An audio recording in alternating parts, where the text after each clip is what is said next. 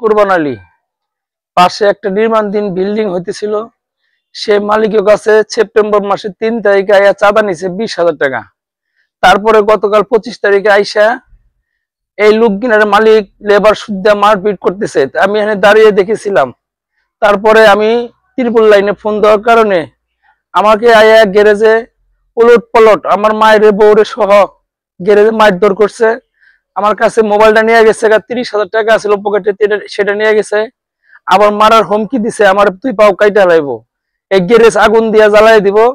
আবার রাতে 1:30 বাজে আসছিল, আমি গ্যারেজে ছিলাম না, আমার গ্যারেজে ভাঙচুর করে গেছে। এখন আবার দিনের বেলা লোকজন লইয়া দাঁড়াই রয়েছে, আমার পাও কাইটা হেলাই দিব। ও আলামিন বিএমপি বলে করে, হুদাই চাপা চাপা মাইরা চলে, এলাকা চাঁদাবাজি করে। ওরা 5 জন লোক, একটা লোকও কাজ করে না ওর ফ্যামিলিতে, শুধু মাইরা কাইটা মাইসে এই চাঁদাবাজি করে খায়। 5-7টা সোলজার পালে ও বাবা আছে, মিলন, মুকুল, তারপরে আরো কয়েকজন সোলজার আছে এখানে, ওখানে পালে। ওর কাছে সবসময় দাঁড়ানি অস্ত্র মস্ত্র লইয়া ওই এলাকা চাঁদাবাজি করে। এই রয়্যাল সিটিতে ও অনেক টাকা খাইছে। রয়্যাল সিটির মালিক নামও হুদাই হুদাই বিভ্রান্ত বিভ্রান্ত অভিযোগ করছে কালকে। ও এই এলাকাটা সুদ দেওয়ার তদন্ত করলে পাওয়া যাবে যে ও কি করে খায়। ওর বাড়ি 5টা ফ্যামিলি, একটা লোকও চাকরি করে না, কাম কাজ করে না।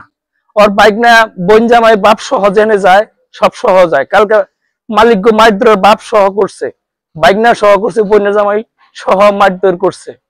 এই রয়্যাল সিটিতে মাঝে মাঝে ও চান্দানের লেগে আহে, না দিলেই ওরে মারে আরে মারে। আপনারা তদন্ত করলে পারবেন যে ওই এলাকায় ও কি করে খায়। ওর নামে অনেক রিপোর্ট আছে, অনেক জিটি আছে, অনেক অভিযোগ আছে। কোনো পুলিশ আহে না, আর পুলিশ বলে কোনো কাজ করবো না। এই পর্যন্ত পুলিশ ওর সবার কথাই শুনে, আমাদের কোনো কেউ কোনো কথা পুলিশ বলে শুনবে না। ও বিএনপির ক্ষমতা পেয়ে গেছে, ও ওখানে এই এলাকাটা পুরাই চাঁদাবাজি করে চলতেছে।